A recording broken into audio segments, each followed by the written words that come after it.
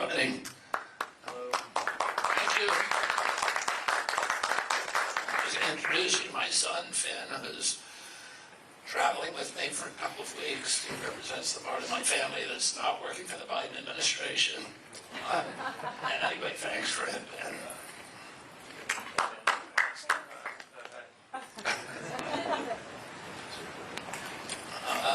And questions?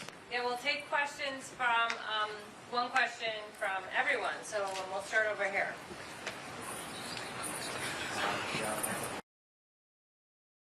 Consider universal basic income for some advanced Social Can you speak up? Can you first say your first name, last name, your source, and then speak up with your question? Okay, first name Renato, last name Chapel. I'm from Michigan. I'm with a company called Benzinga. I can't hear you. Benzinga. And here just to ask some questions and learn a little bit more. So, Your question? Your question? okay, yeah. My question is, would you ever consider a universal basic income or some form, advanced form of Social Security if it were funded through alternative mechanisms such as granting individuals rights to their data and channeling a portion of the proceeds from the data sales by companies into a public investment fund, which would then distribute the returns to the population? I'm normal, under normal conditions, I would be, I'm not in support of universal basic income.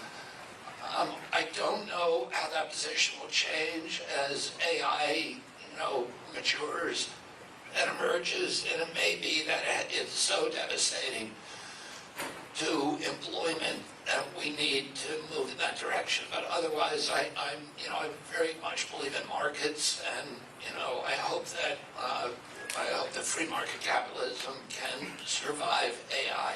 Oh, that's what I would say. What was the other part of your question, or is that? I do believe that people ought to be able to monetize their own data. I think that's really important, and that could be a source of income to people, but I don't think that these big companies ought to be able to harvest people's data for free. I think, if they're harvesting your data, you're giving somebody your data, you ought to be paid for it. Thank you. Hi, I'm Paulo from Brazil. Your platform has some similarities with so many right-wing politicians worldwide, such as Bolsonaro, for example. Do you consider yourself a far-right politician? No, I wouldn't consider myself right or left. I think my positions are common sense. I think we shouldn't have these large budget deficit, $34 trillion deficit. I think that we should end our addiction to foreign wars. Is that right or left? I can't tell you. I think we ought to end the chronic disease epidemic that now affects 60% of our kids. Is that right or left? I can't tell you. I want to end the division, this toxic division that is poisonous and is pushing our country ultimately toward a civil war.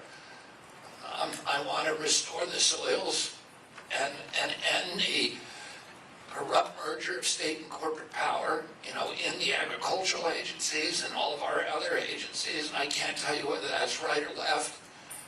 I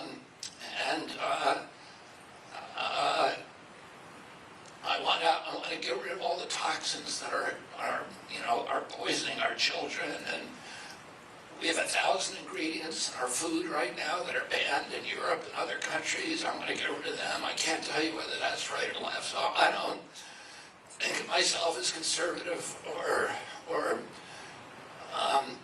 liberal. I think of myself as somebody who loves my country and wants to do what's right for as many people as possible. And I want to save the environment, which is the issue of my life. And I can't tell you whether that's right or left either. Thank you. The U.S. is now, Ronnie Herrera, Meridian. The U.S. is now adding $1 trillion to the debt every 100 days. If we end up getting to a place where we have to print a bunch of money to bail out failing banks, what would be your strategy? Does it incorporate Bitcoin? How are we going to deal with the debt crisis? Yeah, first of all, we need to cut our our spending, and we need to cut it in way. We cannot, our debt is beyond the point where we can just cut our way out of the debt. We have to change the way that we spend money so that it grows our economy. Right now, the military expenditures are not growing our economy. Those are orphaned investments. You build a bomber or a missile, and then you destroy it, and it does not contribute to growth. And the chronic disease epidemic, which is the biggest cause, that's now $4.3 trillion. It's 5 times our military budget, and that also is a dead-end investment. It actually is a negative investment because it imposes greater costs on our society and on individuals. We need to end the chronic disease epidemic, which I'm going to do, and we need to reapply that money to either save it to savings, or we need to reapply it to projects that are actually going to grow our economy. We need, the only way out of this debt is to grow our economy so that proportionally the debt gets smaller. And there are opportunities, particularly in blockchain technology, in AI technology, if we manage to keep those in the United States, to grow our economy enormously the same way that Silicon Valley did.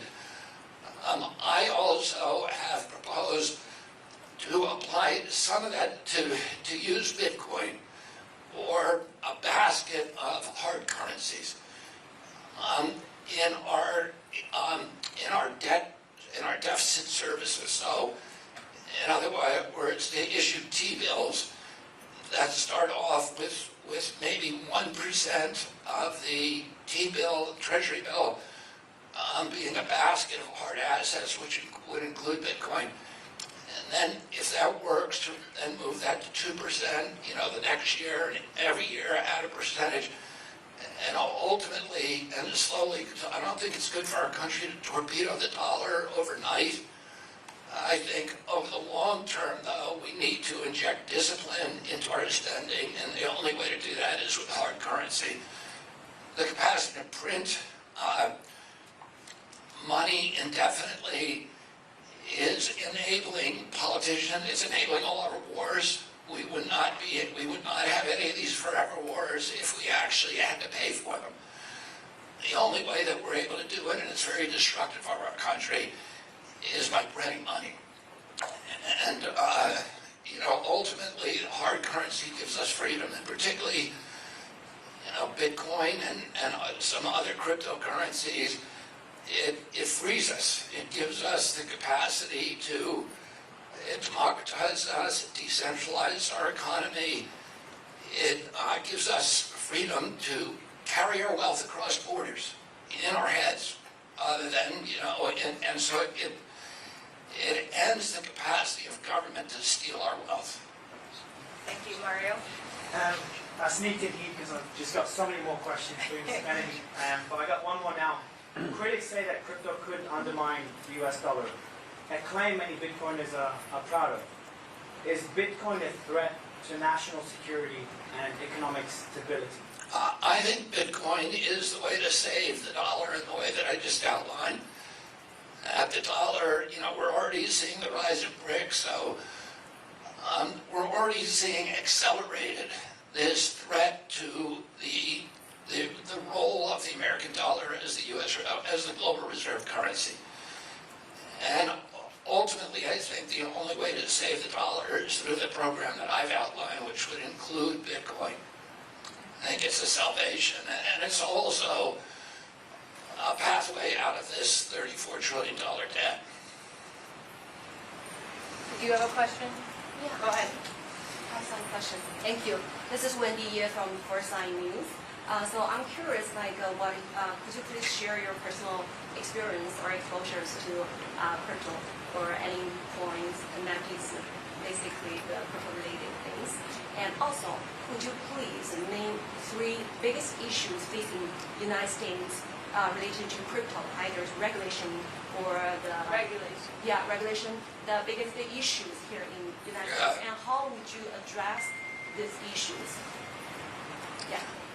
Yeah, I think the big issues are transactional freedom. We need sovereignty over our own wallets and transactional freedom, and and we needed third, we need a decentralized currency that is transparent, and that we need to, and that as a bulwark against totalitarianism. We saw what they did during the trucker strike in Canada. We saw what PayPal did here in the pandemic, where it leveled penalties against people who were promoting misinformation, which of course was not, erroneous facts. It was just any factual assertion that challenged government orthodoxies. And then finally, we need to bring blockchain. We need to make sure America remains the hub of blockchain technology. We are the hostility of the Biden administration to Bitcoin is driving this technology abroad. In the last couple of years, Switzerland has registered about 1,200 Bitcoin companies. They have a collective value of $360 billion. All of those innovators, those entrepreneurs want to be in the United States. We've driven them to Switzerland, we've driven them to Singapore, and I'm going to end that hostility from the banking system, from the Fed, from the regulatory agencies, from the FDIC, from the SEC. I'm going to end that hostility toward cryptocurrencies. I'm going to make sure that cryptocurrencies are regulated in ways that protect the consumer from malicious schemes and pump and dump schemes, etc. But really, truly decentralized currencies should be encouraged, and we should be encouraging the flow of capital into those currencies, and I'm going to do that as president. How about the first question? Do you hold any points? Since I started this campaign, I purchased 21 Bitcoins. No. And I did that with my fees in the Monsanto case. So I brought, the litigation. I was on the trial team that brought the litigation against Monsanto that ultimately settled for about $13 billion. I got some fees from that case, and I put those fees into crypto, and I bought 3 coins for each of my kids. Yes. Hi, I'm Rachel Wolfson. I'm here with Web3 Deep Dive Podcast. I'm just wondering what your thoughts are on the recent approval of the Ethereum spot ETF, and do you think that's good for the government and good for traditional financial institutions? I think I was very happy with it. I think it was probably, I would say no matter what, it's a good thing. I assume that it was politically motivated because Gary Gensler and the White House have been very, very opposed up until now to doing that. But anything is good. It's a good step in the right direction. I applaud it, and we should be doing everything we can to encourage the flow of capital into alternative currencies, to decentralized currencies. Okay.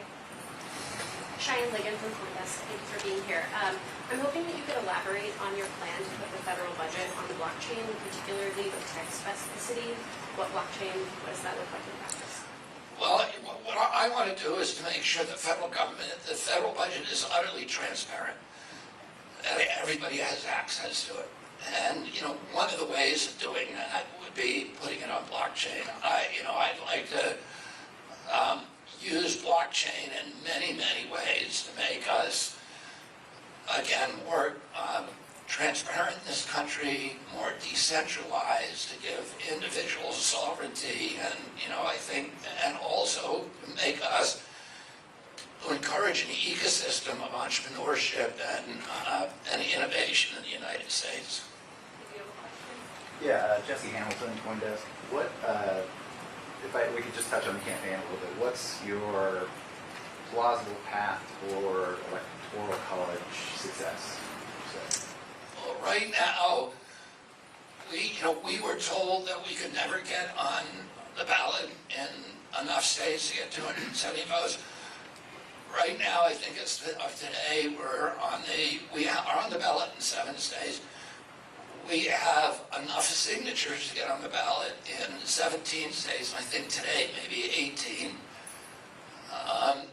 I by June 20th, so we have enough, I think, for 229 electoral college votes now out of the 270 we need. By June 20th, we will be on the ballot in enough states for 343 electoral college votes, and by mid-July, we'll be on every state. So, in terms of being on the ballot, we will be there, and we're getting there. We're beating all of our metrics. In New York yesterday, we were required to hand in 45. It's the hardest state. 45,000 signatures.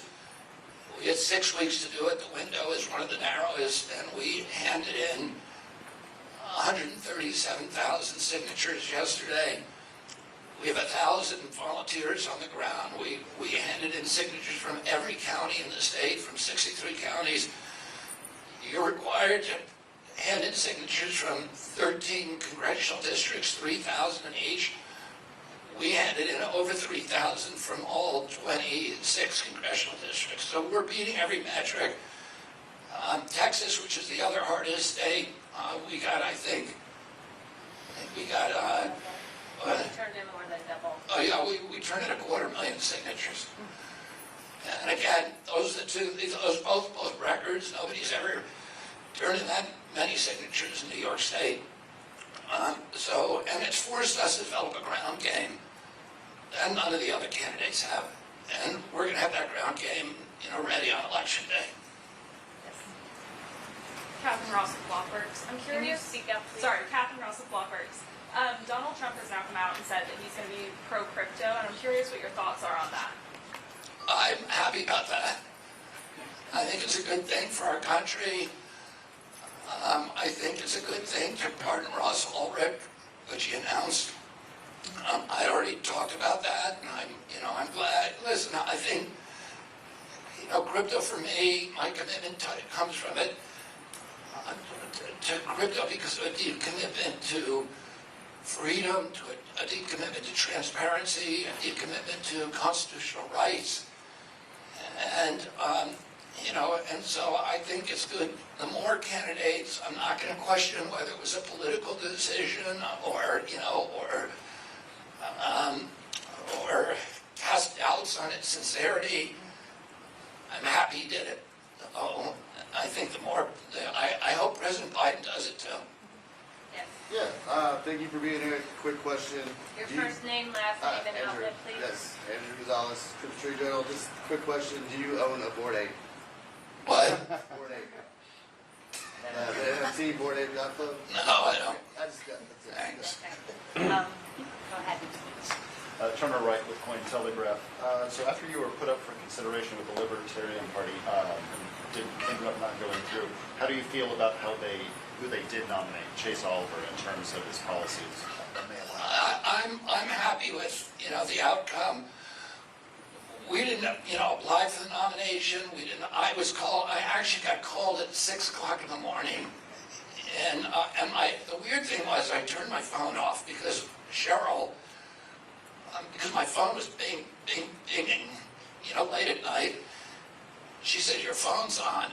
And so I got up and I turned the phone off, but somehow it rang anyway at 6 o'clock in the morning. And I had come in from the East Coast late the night before.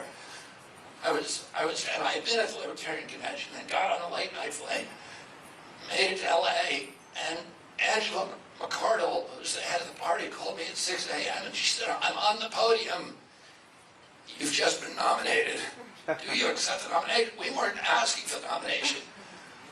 We didn't expect to, we don't need that nomination. We're going to get, it would have complicated our lives to have that nomination because, we're already going to be on the ballot. We've already gotten on the hardest states. It's all an easy ride from here.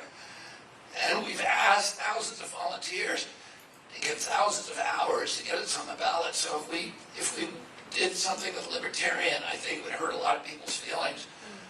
It was not a natural partnership with us, but I like the Libertarians. I spoke at their convention. There's many of our values that I share in common, so I was flattered by it. And I initially said to Angela, I said, I don't think we can do that. And she said, well, will you call Amaryllis? And I called Amaryllis, and she said, yeah, do it. So I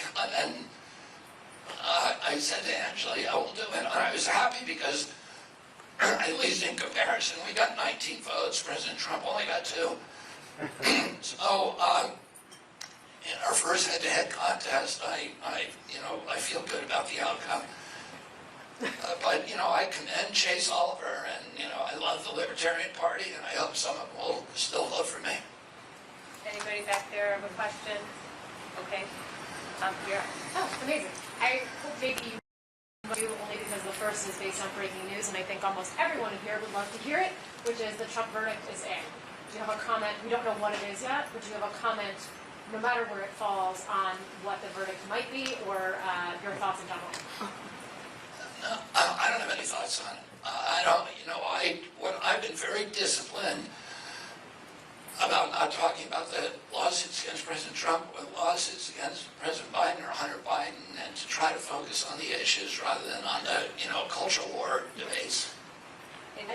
Yeah, thank you so much. Appreciate it.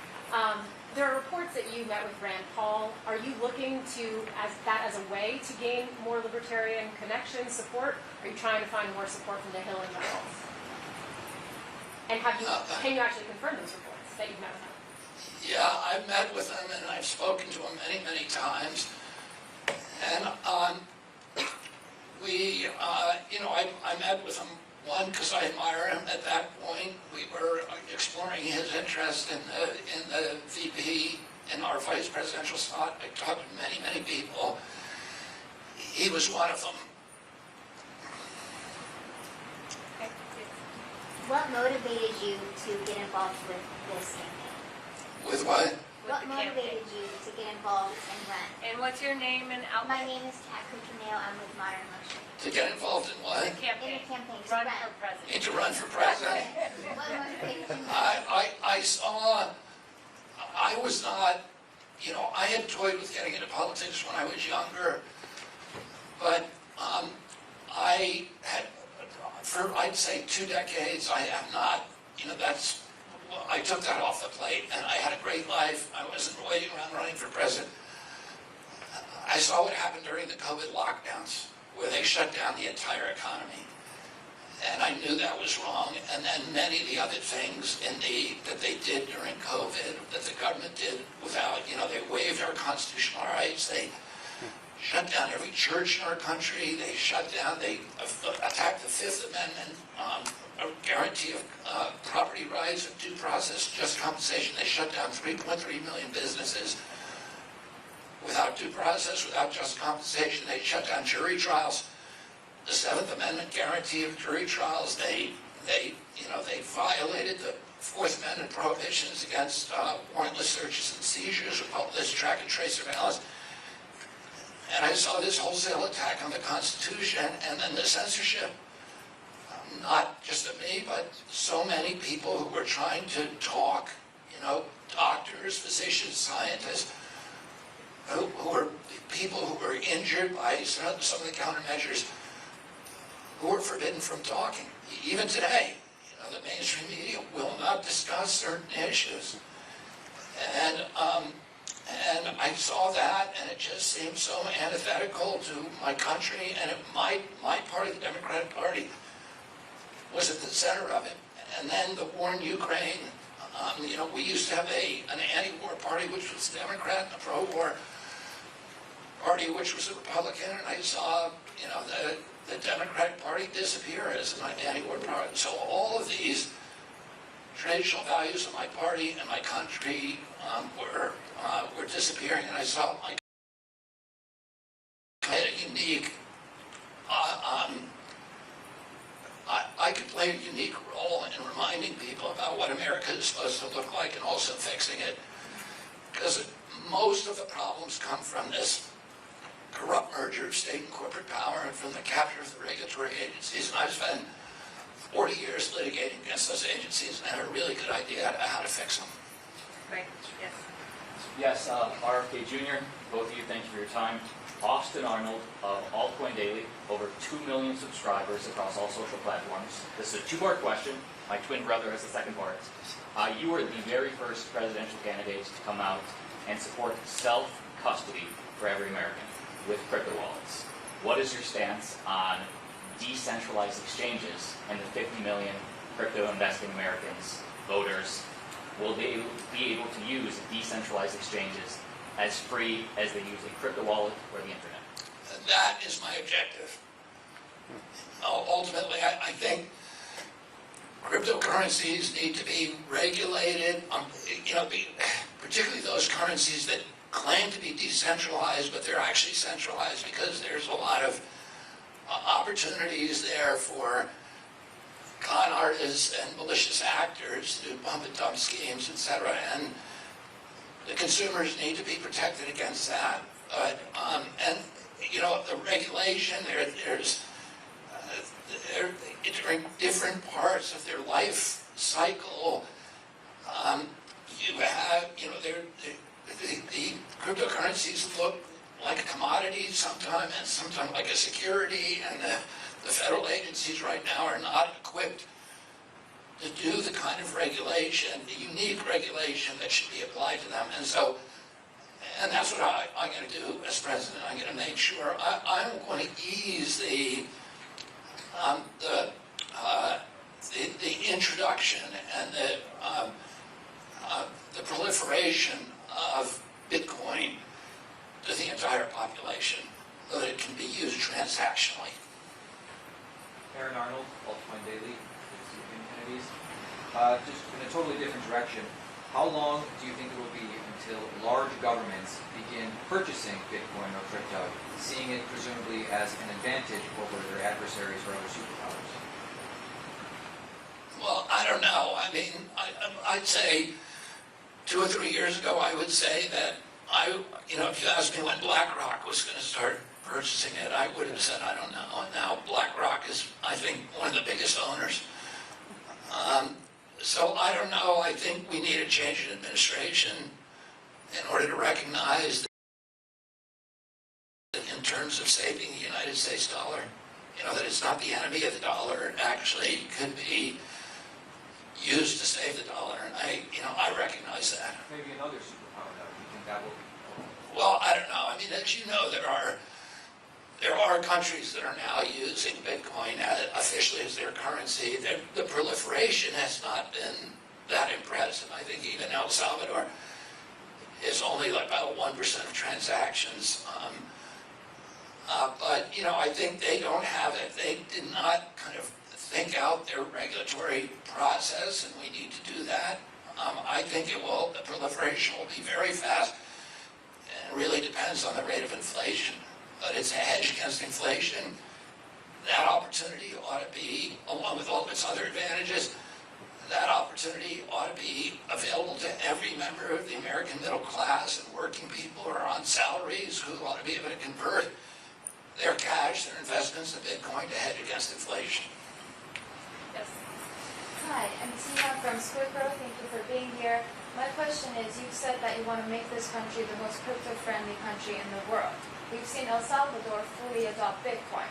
So if you're president, do we expect U.S. to be even more crypto-friendly than El Salvador, and how do you plan on doing that? I think we'll do it a little differently than I admire what El Salvador did.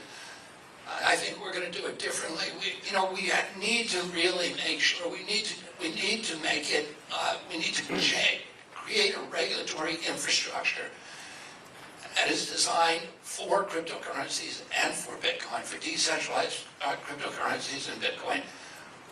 We don't have that. I think other examples would be Switzerland, Singapore, that have different models. I think we need to do that. Passed the FIT Act recently, and I think that's a really good start towards creating that regulatory infrastructure. Yes. Yeah, so Leonardo Cavalcante from Blocktrains. So the stablecoins issuers like Tether have bonds for a long time now, and they Tether have more bonds than Germany right now. So how do you see this? How do you see that? Do you think this is a problem with the regulation? Do you think the government will be tied up with these companies because they are buying a lot of treasury bonds? I don't know much about it. I can't believe that they own more treasury bonds than China. So there are a lot of people that own treasury bonds. I don't think that you can make an argument that it's dangerous for our national security. But I think what you're telling me right now is the first I've heard of it. So I haven't spent a lot of time worrying about it. Yes. Derek Rose, TCR. Mr. Kennedy, I know it's hard to mention, but just to reaffirm, last week former President Trump mentioned Ross Ulbricht, saying he would commute his sentence on day one. You mentioned Ross Ulbricht, Silk Road. Would you go a step further? I know you said a moment ago, would you pardon him? He's saying commute, but would you actually consider pardoning Ross Ulbricht on I need to, and I told this to Ross's mother, as soon as I get into the White House, I'm going to look at Ross's case very, very carefully and figure out a just outcome. And then, I don't know whether that means pardoning him or commuting it. I don't know yet. I'm not going to do it. I'm not going to make a frivolous commitment without knowing all of the facts. I'm going to have my Attorney General review it, but I'm going to do it very, very quickly, and I'm going to reach a decision and an outcome very quickly within the first couple of weeks of taking office. Yes. Hi, Rebecca Lee from Consensus. You mentioned that you purchased 3 Bitcoins for each of your children, and you also spoke about transactional freedom. In your opinion, what does the future hold for the next generation of those interested in cryptocurrency, and what do you hope it offers them? What is your opinion on the future for the next generation of those interested in cryptocurrency, and what do you hope it offers them? Well, my objection is, my objective is that crypto is, and if I get elected president, this is what I'm going to work towards, that it is a transactional currency, that people have transactional freedom, and that, people have a choice about whether they want to buy it, and that you ought to be able to, and we should be treating it as a currency. We shouldn't be treating it, we shouldn't be taxing it as capital gains, ultimately, and, I think there's issues with how we do that, how we transition to that system, but that's my vision of it should be a currency in our society that's used to purchase apples and food and lunch and coffee and that people can do that. My name is Brandon Bianco from Crypto Markets Today. You mentioned a few times transparency is a trait of cryptocurrencies that are desirable. What are some other characteristics of other tokens that might move us forward into the next generation of cryptocurrency? Well, I can't tell you specific tokens, but the characteristics of it is that it's transparent, it is decentralized, it cannot be manipulated to, and like fiat currencies where you can just print it and, fiat current, we wouldn't have war like we do. All of the wars that we fought, except for maybe World War II and maybe World War I, we would not have fought if we actually had a base currency, because the American people would have to approve those expenditures up front, and they wouldn't do it. And they'd have to choose between the schools their kids go to and the food they eat, and they wouldn't do it. People can do it now. Politicians can do it now because there's no cost to it. They're charging future generations, and they're diluting our wealth through the back door. And so it has that advantage of actually making honest government. It has the advantage if you're in totalitarian systems, you can bring your wealth with you. you know, after 1948, there were 1 million Jews expelled from various lands in North Africa and the Middle East under a new retinue of law that says the only thing that they could bring of their property was their suitcases. They lost all their wealth. The same thing happened in Germany after World War II. And with crypto, you couldn't do that. You can have your wealth in your head. You don't have to carry it on your body. So it's a hedge against totalitarian systems. It's a hedge against, today, if you try to carry $10,000 across the border into the United States from any country in the world, the government is going to put, they're going to do one of two things. They're going to put you in jail, or they're going to steal your money and put you in jail. And those are the two choices. But if you have crypto, you know, you can go across borders with money in your head and you can retain your wealth. It takes the power away from government to regulate it, us and to address us. Okay, so there's some breaking news on the verdict. Thank you. Appreciate allowing me to circle back. The verdict is in. Trump has been found guilty on all 34 counts. What is your comment and how do you think this is going to affect the presidential election? Again, I've been disciplined about not commenting on the court cases and talking about issues that I think are of deep concern to Americans and not the issues that, you know, aren't being used to divide us, the culture war issues, so I'm not going to comment on it. But he is now convicted and running for president. How do you think that, at the very least, how do you think that's going to impact the election? My answer that I just gave you, I repeat it again. Okay, yes. Krista Kim from Axios. I was wondering, referencing the FEC complaint that was filed recently, why do you think you're getting unfairly shut out from the first presidential debate? Why do I think I am? Because I don't think President Biden and President Trump want to talk about any of the issues that I think are existential to the American people. I don't think they want to talk about the $34 trillion debt because the two of them ran up half of it between them. I don't think they want to talk about the division that is, you know, tearing our country apart because the two of them feed on it.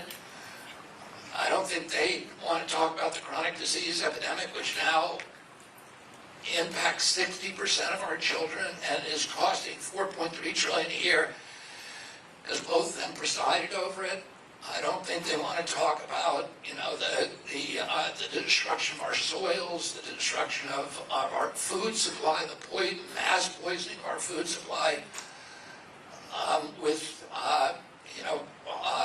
chemicals that are illegal in other countries because they presided over that. I don't think they want to talk about the forever wars because they're the ones who are waging them. And those are the issues that are the greatest concern to our country. And I don't think they can talk about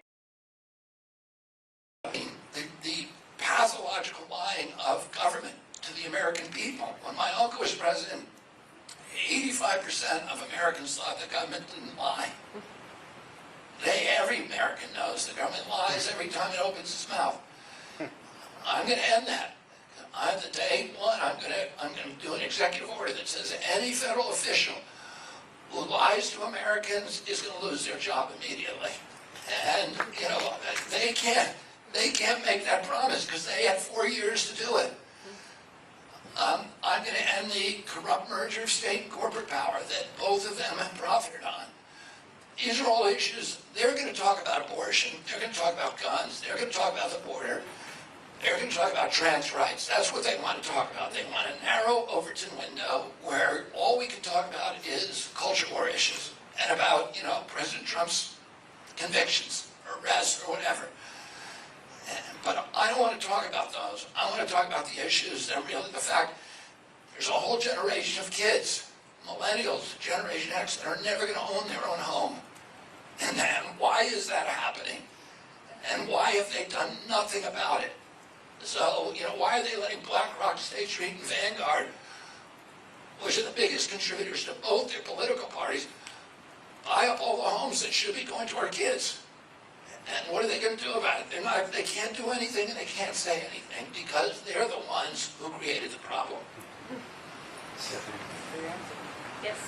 Renee Blair from FinTech TV. I have a question about energy. So a lot of the technologies we're talking about, from Bitcoin mining, AI, they're very intense in terms of energy consumption. So what is your solution for cleaner energy? Well, I think the industry does need to do better, but I also think there's a built-in incentive system that over the long run, that Bitcoin mining is actually going to be good for the environment. And the reason I say that is even now, Bitcoin miners are chasing the cheapest energy because it is the biggest. 85% of the cost of Bitcoin mining is energy. And it is your profits from mining Bitcoin are dependent on you reducing those costs. So they're going to go to places where energy is free and they're mobile so they can move. And but any Bitcoin miner who's buying high-cost energy, which is a high-impact energy, the lowest cost energy is the lowest impact energy to the environment. Anybody who doesn't take advantage of that is going to be eliminated in the marketplace. And the other thing is, I spent 10 or 15 years building power plants, wind and solar power plants, and these are intermittent power. And it's very hard to finance them if you can't guarantee some revenue streams. Bitcoin miners can travel to those sites and put a mine at those sites, because there's times a day when the sun is shining, but the electrons cannot be sold. So when supply exceeds demand, they can make a contract saying they're going to buy that power. And they're going to buy all of the excess power and put it into their Bitcoin. And that gives a revenue stream to those companies that in many ways, in many cases, will allow them to finance projects that otherwise couldn't be financed. And that's how we're going to make the transition to renewable power. Okay.